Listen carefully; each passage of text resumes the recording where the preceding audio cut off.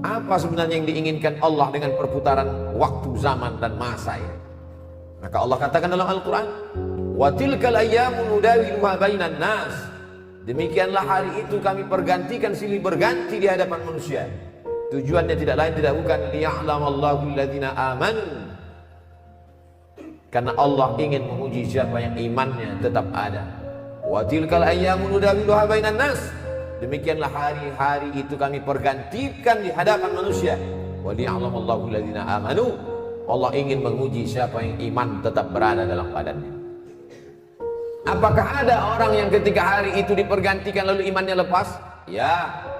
Yusbihul mu'minan, paginya beriman, wa yumsi kafiran, petangnya menjadi kafir. Waliyadzubillah, wa na'udzubillah.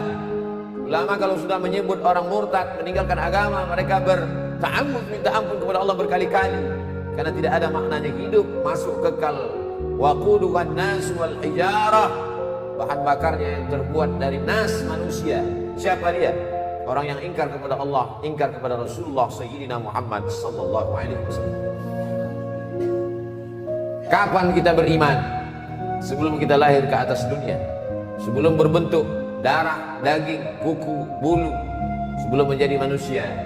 Wa idza akhadha rabbuka min bani adama min zuhurihim dzurriyyatahum wa asyhadahum ala anfusihim. Ingatlah ketika Allah mengambil perjanjian di hadapan seluruh manusia ketika dia masih berbentuk dalam roh di alam arwah. Ketika itu Allah mengatakan, alastu bi rabbikum, bukankah aku ini Rabb kamu? Lalu semua menjawab, bala syahidna, engkau adalah Rabb kami ya Allah. Antaqulu yaumal qiyamah, tapi nanti pada hari kiamat manusia menjawab, inna kunna an hadza ghafilin, kami lalai, kami lupa, kami silap, kami khilaf, kami tidak ingat. Begitulah manusia dipergantikan siang dan malam. Makanya Nabi Muhammad SAW mengajarkan kita doa, ya muqallibal qulub, engkau yang membolak-balikkan hati, tsabbit qulubana, kokohkan hati kami ala dinik, dalam agamamu, ala ta'atik, dalam ketaatan kepadamu. Ya musarrifal qulub, engkau yang mengarahkan hati kepada keimanan, sarrif qulubana, arahkan hati kami ala dinik, dalam agamamu, ala ta'atik, dalam ketaatan kepadamu. Ketika sahabat Nabi akan ditugaskan ke Yaman mengutip zakat, nanti kau akan di sana sibuk Mu'adz bin Jabal menghitung berapa zakat onta, berapa zakat lembu, berapa zakat kambing, berapa zakat kurma. Maka bacalah doa ini di akhir salatmu, Allahumma a'inni, tolong aku ya Allah, ala dzikrika, supaya hatiku selalu berzikir mengingatmu, wa syukrika, supaya lisanku selalu bersyukur menyebutmu, wa husni ibadatik, selalu beribadah dengan ibadah yang baik kepadamu. Bukankah Bal'am seorang yang beriman? Walau syi'na la rafa'nahu biha, kalau kami mau kami angkat derajatnya, karena kami sudah mengajarkan asmaul a'zam padanya, doanya makbul. Walakinnahu akhlada ilal ardi wattaba'a hawah, tapi kemudian dia lebih memilih kehinaan, dia memperturutkan hawa nafsunya. Famathaluhu kamathalil kalb, dia seperti seekor kanjing, dia seperti seekor binatang yang hina, najis, mughallazah. Air liurnya saja pun masuk ke tempat air minum kita. Idza walagal kalbu fi ina'i ahadikum, kalau ada seekor anjing menjulurkan air liurnya ke tempat bejana air minum kamu, fa'riquhu, maka tumpahkanlah. Setelah itu disamak, disiram dengan air 7 kali. Air suci mensucikan air mutlak, salah satunya dicampur dengan air tanah, begitulah kotornya. Maka Allah mengumpamakannya, famasaluhu kamasalil kalb, dia seperti seekor anjing. In tahmil alaihi yalhas atau tatruku yalhas, andai kau ambil kayu batu untuk melemparnya, dia tetap mengulurkan lidahnya. Andai kau biarkan pun juga sama. Tidak ada bedanya antara ceramah, antara tausiah, antara khutbah, ada atau tidak sama saja bagi dia. Tidak lagi berpengaruh ke dalam hatinya. Inilah yang kita khawatirkan. Hari berganti, musim berubah, hidayah tak juga masuk ke dalam hati dan jiwa. Kita diperdengarkan setiap pergeseran waktu. Ketika terbit fajar, fajar solik, fajar kadhib, ketika terbit fajar dikumandangkan azan asyhadu an la ilaha illallah, masuk ke telinga, masuk ke tangkai jantung, masuk ke otak, ke ubun-ubun, mengalir ke mata, ke telinga, ke tangan, ke kaki, masuk dalam aliran darah. Lalu kemudian ketika tergelincir matahari, kembali kita dengar asyhadu an la ilaha illallah. Ketika ketika petang matahari mulai redup, kita kembali mendengar asyhadu anna Muhammadar Rasulullah. Ketika tenggelam matahari nampak syafaq ahmar warna merah di tempat tenggelamnya matahari, kita kembali berkata asyhadu an la ilaha illallah. Ketika sempurna malam gelap masuk isya sebelum tidur malam, kita kembali mendengar asyhadu an la ilaha illallah. Mengapa setiap pergeseran waktu kita diingatkan agar kita istiqamah? Al istiqamah khairun min alfi karamah. Satu istiqamah lebih baik daripada 1000 karamah. Idza ra'aitar rajul, kalau kau lihat ada orang yatiru fil hawa, terbang di atas awan, yamshi 'alal ma, berjalan di atas air, la taqtar, jangan tertipu, jangan terpukau, karena iblis setan pun mampu melakukan itu. Tapi pandanglah bagaimana istiqamah. Man syabba 'ala syai'in syabba 'alaih. Siapa yang membiasakan diri pada waktu mudanya, maka dia akan terbiasa pada waktu tuanya. Pepatah kita mengatakan Allah bisa karena terbiasa. Kalau terbiasa datang saat kumandang azan, sudah duduk di masjid menunggu saat-saat waktu mustajab berdoa, tak sabar hati ingin menantikan khatib naik ke atas mimbar, rindu ingin mendengarkan bacaan qari imam, maka sesungguhnya hati sudah mendapatkan hidayah. Kalau memang kita meminta hidayah, kita sudah Islam, ayah kita muslim, ibu kita muslimah, kenapa kita minta ihdinas siratal mustaqim, berikan kami hidayah? Hidayah apa lagi? Hidayah terbagi dua. Hidayah Islam, kita sudah muslim, lahir di tengah keluarga muslim, ayah muslim, ibu muslimah, lahir diazankan, walimah diakadkan. Lalu kenapa kita masih minta 17 kali sehari semalam? Hidayah supaya tetap dalam iman dan Islam, hidayah supaya terbuka pintu hati mendengar tausiah, hidayah supaya datang ke masjid sholat berjamaah, hidayah supaya menolong fakir miskin yatim dan du'afa. Banyak orang menyepelekan, mengesampingkan hidayah. Berapa banyak orang yang terlahir di tengah keluarga la ilaha illallah tapi mati dalam keadaan su'ul khatimah. Itulah mengapa kita selalu mengatakan Allahumma inna na'udzubika, ya Allah jauhkan kami dari segala yang merusak keyakinan, keimanan kepada Allah subhanahu wa ta'ala. Untuk apa dibuat Allah kita berada dalam waktu ini? Alladzi khalaqal mauta, Allah yang menciptakan mati, wal hayata, Allah yang menciptakan hidup.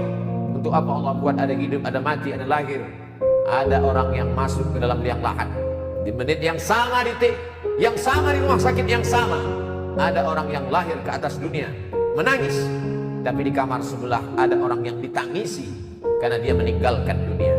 Untuk apa Allah buat kita berada di relung waktu? Alladzi khalaqal mauta, Allah menciptakan mati, wal hayata, Allah menciptakan hidup, liyabluwakum ayyukum ahsanu amala. Allah ingin menguji siapa yang paling baik amal.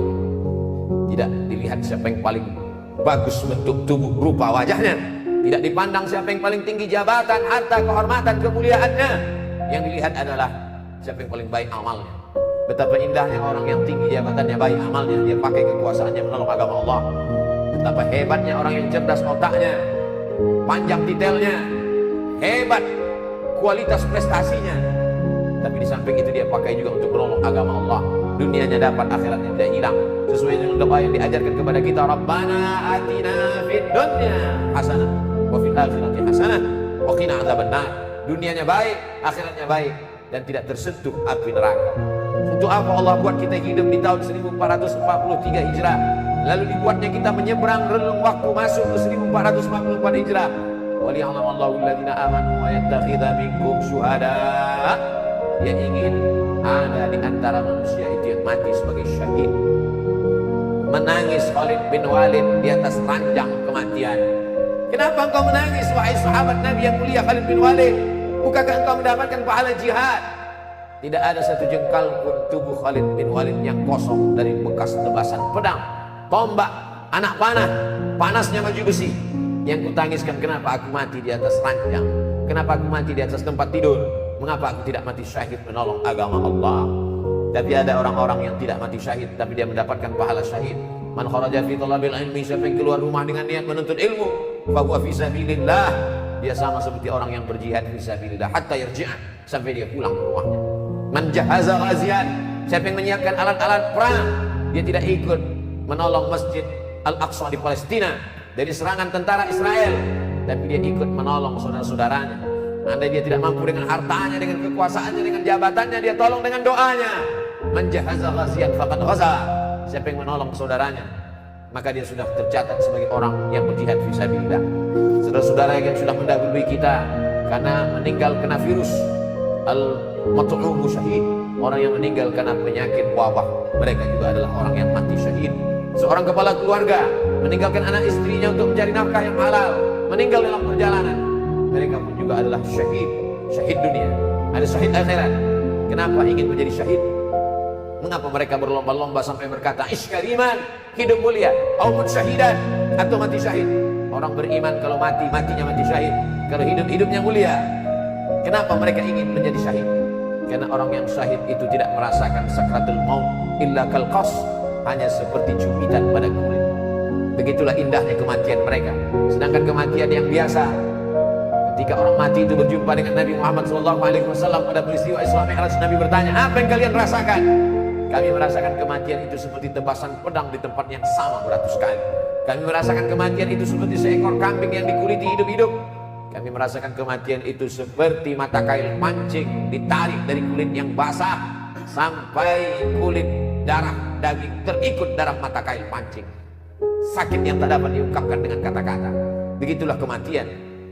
Makanya kita berdoa, Allahumma hawwin alaina fi sakaratil maut. Ringankan kami waktu sakaratul maut. Tapi orang yang mati syahid tersenyum wajahnya, karena kematian itu dia rasakan hanya seperti cubitan pada kulit yang lembut. Mereka tidak terkena azab kubur. Kita berdoa sebelum salam, Allahumma inni a'udzubika min azabi jahannam, min azabil qabri, wa min fitnatil mahya wal mamat, wa min syarri fitnatil masiihid dajjal. Selamatkan kami dari azab kubur.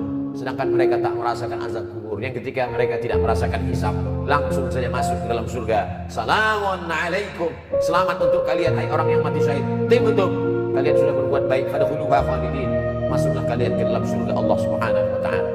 Banyak orang menyia-nyiakan waktunya, dianggap waktu ini gratis, tidak ada pertanyaan. La tus'alunna yauma idzin 'anil na'im.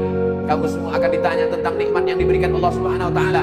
Berapa langkah kaki, berapa hembusan nafas, berapa kedipan mata, berapa bisikan telinga, berapa hayunan tangan, berapa darah yang dicuci oleh buah pinggang, berapa yang disemburkan oleh jantung ke otak, semua akan diminta tanggung jawab di hadapan Allah Subhanahu wa taala.